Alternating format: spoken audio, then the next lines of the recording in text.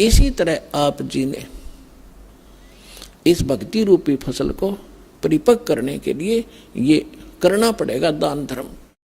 एक यज्ञ है धर्म की। अब धर्म जैसे आप यहाँ आते हो,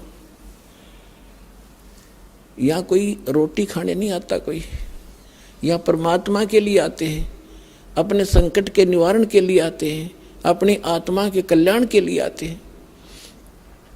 तो यहाँ वो भक्त आते हैं। कौन भक्त? जो परमात्मा के घने लाडले होते। ठीक है, बच्चा मेले में बाप की उंगली छुटा गया और कितने धक्के खाता फिर रहा इधर उधर, तो बाप को वो कितना प्यारा होता है जब वो वापस आ जा। माता पिता को कितना अच्छा लगता है जब वापस मिल जा, और कोई मिला दे उसका भी एहसान मानता है। तो आज हम सभी अपने पिता की उंगली छुटवा कर इस काल के मेले में बिछड़ गए और हम रोते फिरते उस अपने पिता ने ढूंढ रहे हैं।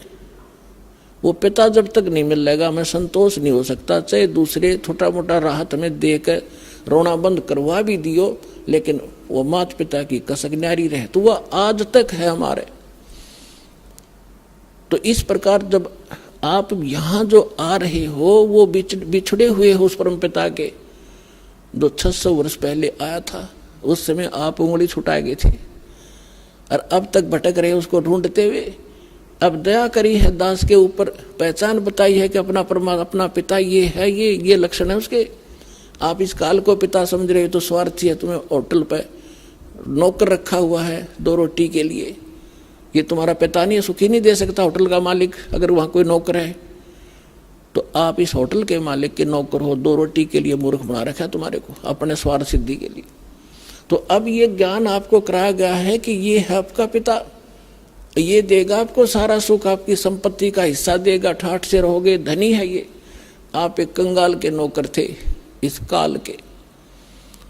तो अब जितने भी भक्त आत्मा यहाँ आ रहे हैं और जो इनको माध्यम बनता है अपने पिता का घर बताने के लिए, उसका भी एहसान परमात्मा उसको भी इतना ही क्रेडिट देता है।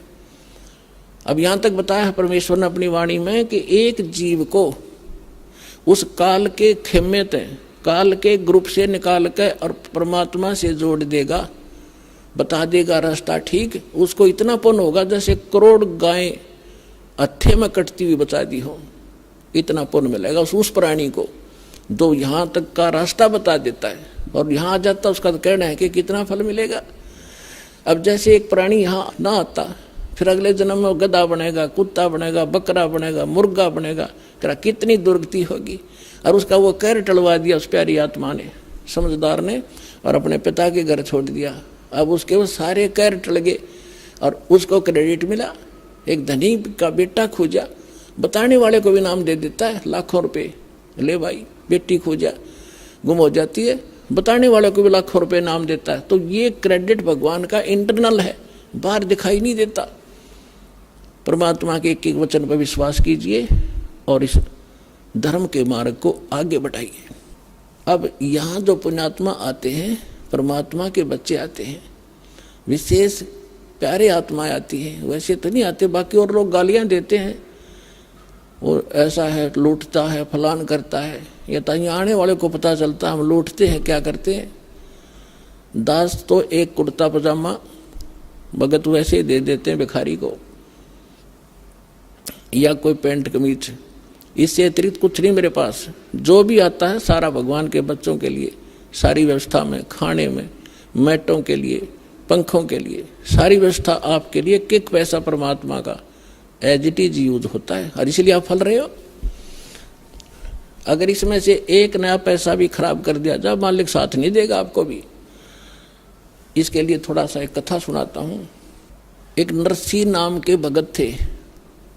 पहले वो सेठ थे, माया में अंधे हो गए थे। परमात्मा ने रजा बख्शी उसके ऊपर, उसकी आंखें खोली। कोई पुत्र नहीं था, एक बेटी थी, उसका ब्याह कर दिया था। और संपत्ति इतनी थी, 56 करोड़ संपत्ति उसके पास थी। 56 करोड़ उस समय, आज तो मेरा ख्याल अरबों खरबों होगी वो। और कोई वारिस नहीं, और फिर भी इतना कंजूस। परमात्मा ने दया करी उसके साथ। एक लीला की वो लंबी कहानी है, लेकिन जो विषय आज है उस पर उतना ही सुनाऊंगा। उसको ऐसा झटका दिया कि उसके समझ में आ गई कि अब माया मेरी दुश्मन है, और माया इकट्ठी वैसे नहीं होती पुण्यात्मा हो। अटपट करके जीव मनुष्य इकट्ठा करता है, उसको मालूम था ब्याज ले लेकर पता नहीं दुनिया को कितना धोखा दे कर 2 के 20 बना के, अनपढ़ आदमी थे, ले गया 100 रुपये लिख दिए, 1000 पिता पर उतरे नहीं तब बेटे ने उतारने पड़े हुए। इस तरह वो करोड़ों संपत्ति बनाए बैठा था। परमात्मा ने उसको आंखें खोली, ज्ञान दिया, एक झटका दिया, उसने सारी भंडारा में लगा दी, दान कर दी सारी, और एक जंगल में झोपड़ी डाल कर बैठ गए पति पत्नी दोनों। परमात्मा ने ऐसा ज्ञान दिया, भजन कर माला फेर, इस माया के कुछ चपट रहा है, कल तेरी मृत्यु हो जाएगी, तेरे ये वारिस है चाचे ताऊआ के, ये बरतेंगे, तू गधा बनेगा, क्या फायदा इसका। तो कहने का भाव है उसका समझ में आ गई, सारे भंडारा करके और मालिक पे आश्रित होकर बैठ गया। अपने आत्मा हमारा इतना दिल कमजोर हो चुका है कि हम वहां तक बुद्धि उठती नहीं ना, दिल डटता कि हम भगवान पर इतना विश्वास कर सके। जैसे कहते हैं कि तुलसी बेरुआ बाग में, तुलसी बेरुआ बाग में सीचत भी मुरझावे, राम भरोसे जो रहे वो पर्वत पर लहरावे। बगीचे के अंदर बूटा लगा दिया, पौधा लगा दिया, सिंचाई करते करते खत्म हो जाता है, मुरझा जाता है। राम भरोसे पर्वत के ऊपर कोई संभालने वाला नहीं, कोई सिंचाई करनिया नहीं, कहते राम भरोसे जो रहे पर्वत पर लहरावे। तो हमारा इतनी बुद्धि उठती नहीं, लेकिन इसको उठाने का ये प्रोसीजर है। एक दिन ऐसी दृढ़ता होगी आपके अंदर, जो सर्वनाश होता दिखा आपने, आप दृढ़ रहना भगवान के ऊपर, फिर देखना ऐसा बादल टल जाएगा, दुख का कोई सोच भी नहीं सकते आप। अब नरसिंह ने क्या किया, झोपड़ी डाल कर बैठ गया। पहले उसकी हुंडी चला करती थी, हुंडी। हुंडी मीन जैसे आजकल बैंक है और बैंक में ड्राफ्ट बनाया जाता है, उतने पैसे जमा करा दो, उनको आप लिख कर दे देगा बैंक की तरफ से कि ये 10 लाख रुपए का ड्राफ्ट दे दिया। आप किसी भी शहर में जाओगे, उस बैंक से आप वो पैसा वहां ले लोगे, रास्ते में वो एक कागज आपके पास होगा, कोई चोर उचक्का उसको ले नहीं सकता, पैसे को आपसे छीन भी लेगा, आप तुरंत कार्रवाई कर दोगे, वो कैंसिल हो जाएगा।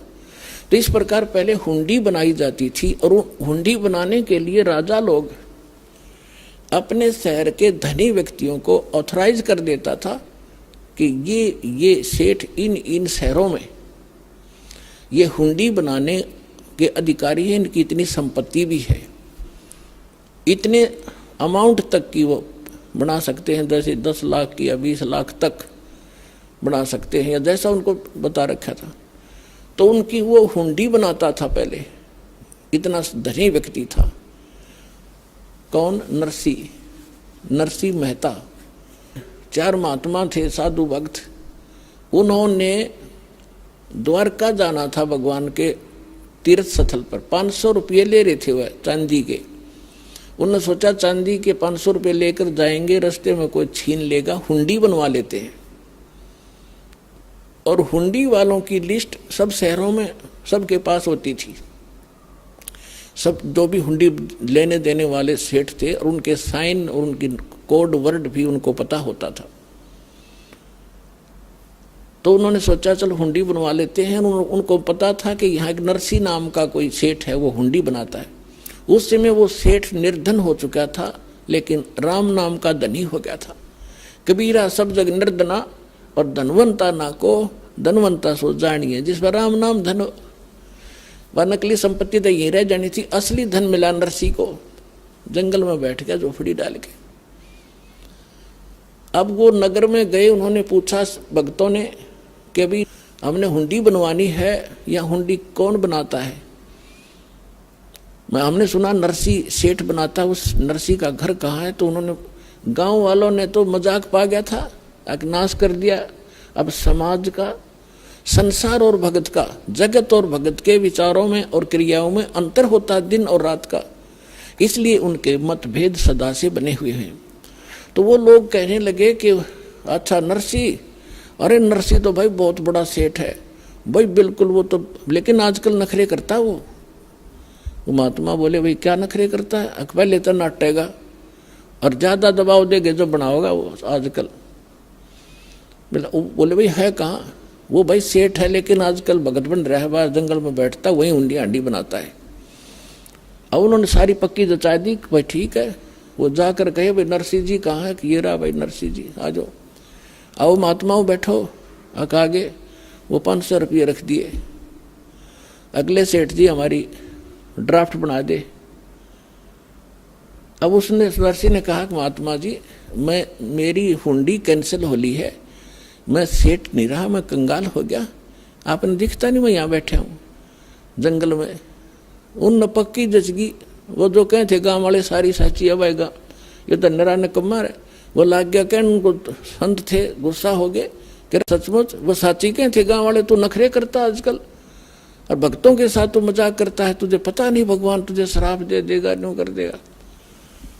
अब उसने समझ गया उनकी भाषा से नरसिंह कि ये तो हमारे साथिया ने चंगरा रखे और जितनी कहूँगा उल्टे पड़ेंगे ये, और कुछ है भाई महात्मा है, साधक है, कुछ उठ पटाक मेरे ऊपर श्राप दे देंगे तो भारी पड़ जाएगा। तो उसने सोचा भाई इनका पीछा भी छुटवाना है, एक कागज मंगवा लिया कि महात्मा जी कागज ले आओ। वो कागज ले आए, उसने लिख दिया सांवल सा, क्योंकि कृष्ण का पुजारी था, श्री कृष्ण जी का पुजारी था, सांवरिया भगवान का। उसने लिख दिया सांवल सेठ, सांवरिया सेठ यानी श्री कृष्ण, और आपके दास के पास आपकी 500 रुपए की धरोहर रखी है और आप इन महात्माओं को 500 रुपए द्वारका में दे दियो। अब वो तो लेकर कागज चले गए। पीछे से क्या किया उस सेठ ने, उस 500 रुपए की, चांदी के 500 रुपए का खाद्य सामग्री मंगा ली भोजन भंडारे की और भंडारा कर दिया परमात्मा के निमित्त, सारा खिला दिया।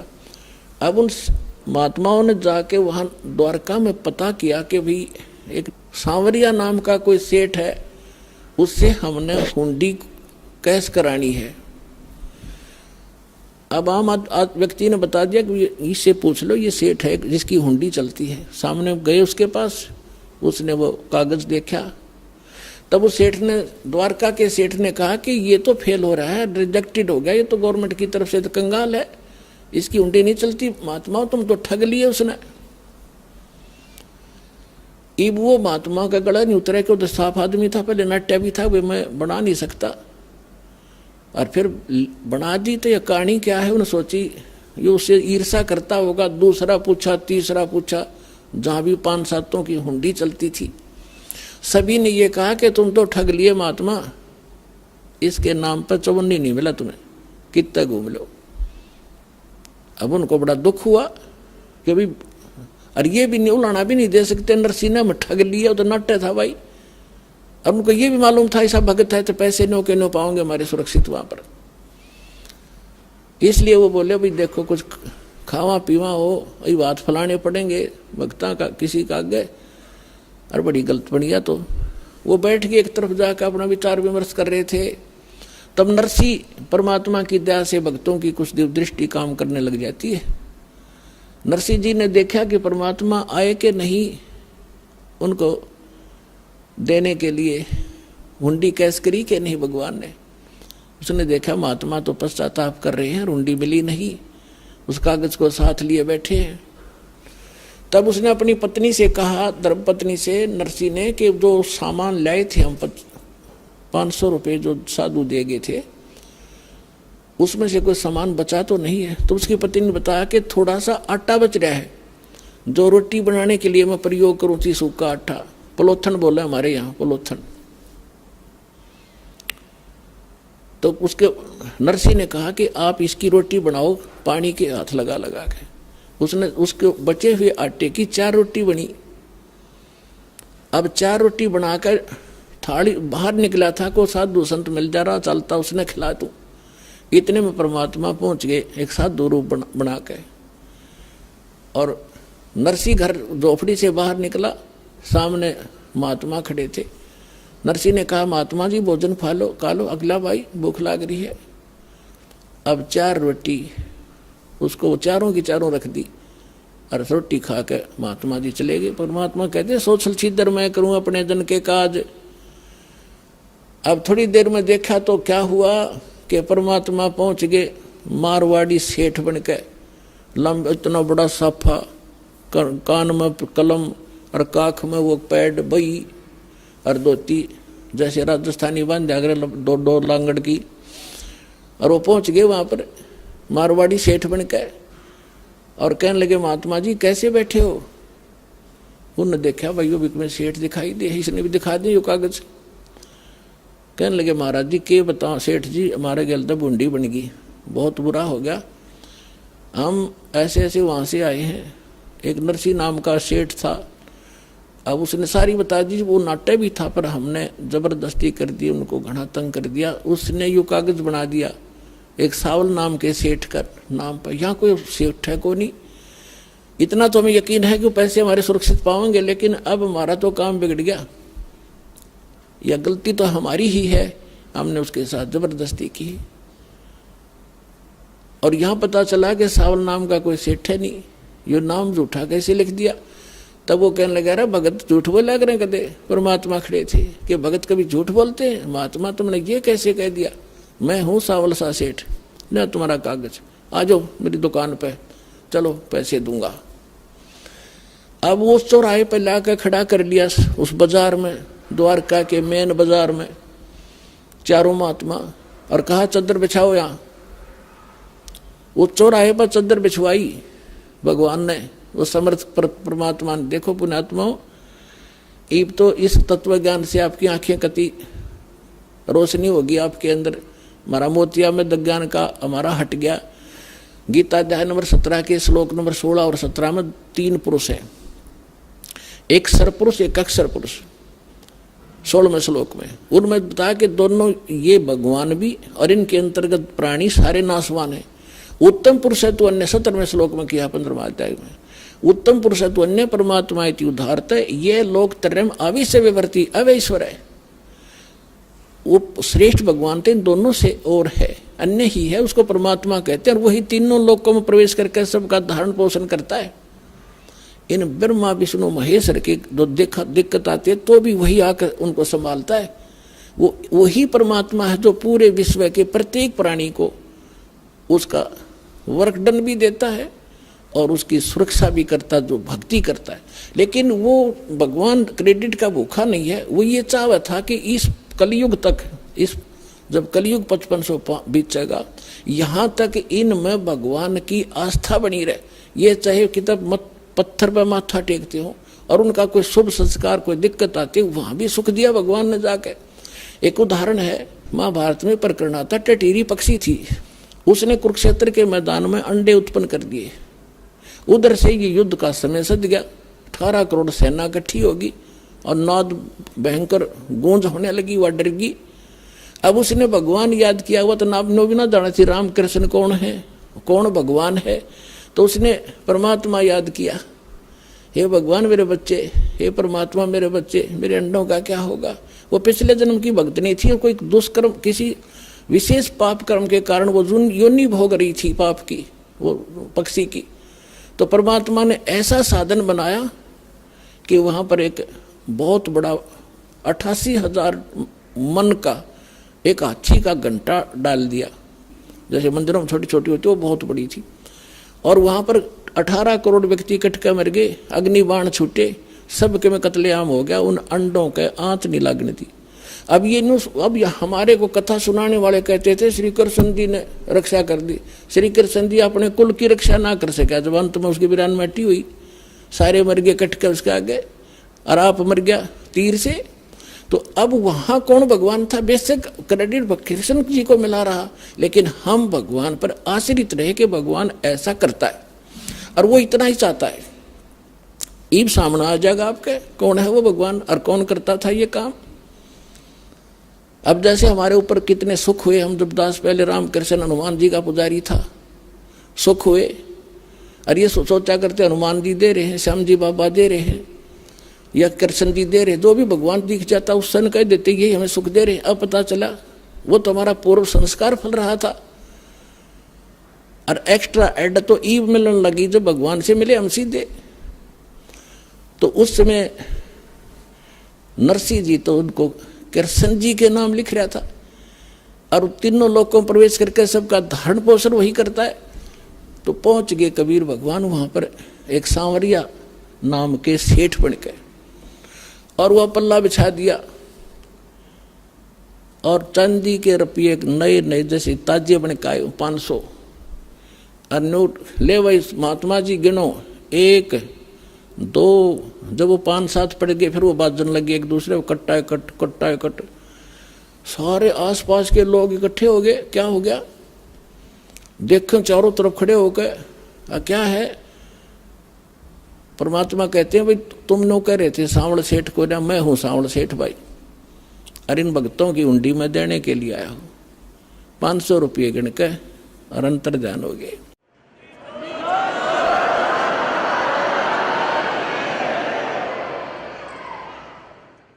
रोटी 4 भारिया गाली, नरसी जी की हुंडी जाली। नरसी की पत्नी ने, भारिया ने, वो 4 रोटी बनाई बचे हुए आटे की। 500 रुपये का जो दान हुआ था उसने अपनी रोटी जरूर खाई थी भंडारे में उस दिन, लेकिन वो बच गया था 4 रोटी। वो भी जब तक वितरित नहीं होली भगत को राहत नहीं मिली। दास इन फार्मूले से खूब परिचित है। 1 नया पैसा भी आपका यहाँ व्यर्थ नहीं जाएगा, नहीं तो आपको क्रेडिट नहीं मिलेगा। और ये इतना बड़ा आप देख रहे हो यहाँ क्या हो रहा है, और भी आपने खूब देखा होगा, बुद्धिमान हो, बार बार कहने की आवश्यकता नहीं। तो यहाँ जो दान आप करते हो ये शास्त्र अनुकूल साधना है। गुरु बिन माला फेरते, गुरु बिन देते दान, गुरु बिन दोनों निष्फल हैं, चाहे पूछो वेद पुराण। अब गीता जी में प्रमाण है कि कुपात्र को दिया हुआ दान व्यर्थ है, सुपात्र को दिया हुआ दान फला करता है। अब एक थोड़ा सा प्रकरण इसी संबंध में आपको और सुनाना पड़ेगा। जैसे हम सुना करते थे कि द्रौपदी का चीर बढ़ा दिया किसने? श्री कृष्ण जी ने। अपने आत्माओं परमात्मा के विधान से परिचित होने के बाद आप बुद्धिमान हो, कंप्यूटर तक बना लिया आपने, इंटरनेट छोड़ दिए ऊपर। अब इस ज्ञान को समझने में घनी देर नहीं लगेगी आपको। अभी तक हमें कोई सिर पैरे का पता नहीं था, कहाँ से शुरू करें, कौन सी थ्योरी को सत्य माने जिसके आधार से हम प्रैक्टिकल करें। हमारी थ्योरी कुछ बताई जाती थी और प्रैक्टिकल कुछ करवाते थे हमारे से। तो इसलिए थ्योरी भी वही हो, सिद्धांत भी वही हो, और प्रैक्टिकल करने वाला भी ठीक हो, तो वही होगा जो वह थ्योरी लिख बता रही है।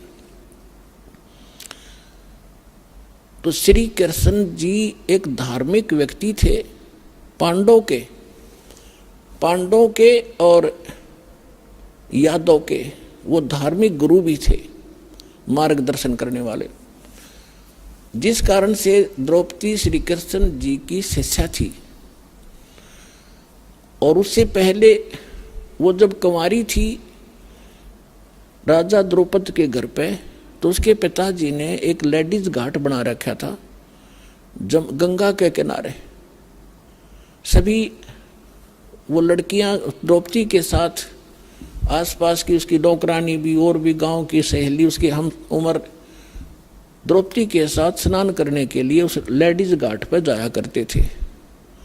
धार्मिक व्यक्ति पहले हुआ ही करते थे टोटली। तो वहाँ बैठकर कुछ देर वो भक्ति भी किया करते थे, साधना भी करते थे। अब सुबह सुबह स्नान करके गंगा में कुछ देर भगवान की वहाँ ध्यान चिंतन भी किया करती थी। अब पुण्यात्माओं, परमात्मा को हमारे आने वाले भविष्य के दुखों का भी पता है, और जो उनकी पुण्यात्मा परमात्मा की कभी किसी जन्म में, किसी युग में और परमेश्वर कबीर जी के साथ रही हैं, उनके विषय बताता है कि जो जन मेरी शरण है ताका हूं मैं दास, और गैल गैल ला गया फिरूं जब तक धरती आकाश। अब द्रौपदी किसी जन्म में परमात्मा की भक्तनी रही थी, लेकिन फिर हम विचलित हो जाते हैं, छोड़ जाते हैं, भगवान को भूल जाते हैं, सुख पाकर हम काल के उसी ग्रुप में चले जाते हैं, इन बकवादों में स्टार्ट हो जाते हैं जो भगवान को पसंद नहीं। ऐसा ही द्रौपदी के साथ बना हुआ था। अब परमात्मा को पता है कि मेरा भक्त, जैसे नरसिंह जी जैसे महापुरुष भी तो उसके बच्चे थे, कभी किसी जन्म में साथ रहे थे तो भगवान की आस्था थी उनमें। तो ऐसे ही आप हो तो उसका आपके लिए ना जाने क्या कुछ कर देगा भगवान। आप में आस्था भगवान की बनाए रखने के लिए परमात्मा चाहते रहे अभी तक इस समय के आने से पहले कि इनमें भगवान की आस्था बनी रहे। और विशेषकर जो कभी उनकी शरण में आ चुके हैं, जैसे आज से 600 वर्ष पहले परमेश्वर 120 वर्ष रहे थे, सन 1398 से 1518 तक एक लीला करके गए थे, सहस्री आए थे, सहस्री चले गए थे। तो उस दौरान यहाँ 64 लाख शेष हुए थे इंडिया में। और उसमें इंडिया था, अफगानिस्तान, बलोचिस्तान, पूर्वी और पश्चिमी पाकिस्तान, इराक, ईरान, गढ़ गजनी तक, ये सारा भारत था। और इसमें 4 करोड़ आबादी नहीं होगी 600 वर्ष पहले, इतिहास देख लियो पिछला। और उसमें 64 लाख शेष हो गए थे उस कबीर दुलाए के, कबीर धानक के, गरीब आदमी के। गरीब आदमी तो वो भी बात ना करे, धानक दुलाए तो 600 वर्ष पहले ऐसी हे जाति मानी जाती थी। और वो समर्थ थे, अपनी समर्थता जहाँ भी हजारों जगह प्रकट होकर परमात्मा ज्ञान सुनाया करते थे, जगह जगह एक तारा लेकर गाया करते थे। हमारे लिए भटक रहे हो परमात्मा कहते, मैं रोवे तो सृष्टि को है, सृष्टि रोवे मोहे, और गरीबदास इस योग को समझ नहीं सकता कोई। गोता मारूं स्वर्ग में जा बैठूं पाताल, गरीबदास ढूंढता फिरूं अपने हीरे मोती लाल। वो परमात्मा हमारे लिए भटक रहे हैं, भटक रहे थे, जगह जगह जाकर प्रकट हो जाते थे। आजकल तो एक टीवी चलता है, लाखों जगह करोड़ों जगह देख लो। अब ये तरीका दिया जाता है ना अपने बच्चों तक संदेश पहुंचाने का। ये गॉड गिवन है सारा इंस्ट्रूमेंट, ना पहले यही थे ये मनुष्य। आप देख लो पिछला इतिहास, देखो ढंग से को गाड़ी बनानी आई होता है, एक रथ के अंदर 6 खच्चर जोड़ के घसीटे अंडा करते थे, जब भी तो मनुष्य थे वो। तो अब भगवान ने किया, पहले परमात्मा ने किया था। तो 64 लाख से सोए थे दाता के, जो भी परमात्मा वहां रहा करते थे, आशीर्वाद से लाभ, उनके मंत्र प्रथम मंत्र देते थे ओनली उस टाइम। ये 2 मंत्र डिस्क्लोज नहीं किया था दाता ने, और इनसे बहुत लाभ होता रहा। आप यहाँ तक आस्था भी बनी रही, आपके संसारिक सुख भी आपको प्राप्त होते रहे, जिस कारण से आपकी भगवान में श्रद्धा बनी रही। तो आज आपको जो परमात्मा लाए हैं वो वही क्रियाएं करके यहाँ पहुँचाया आपको।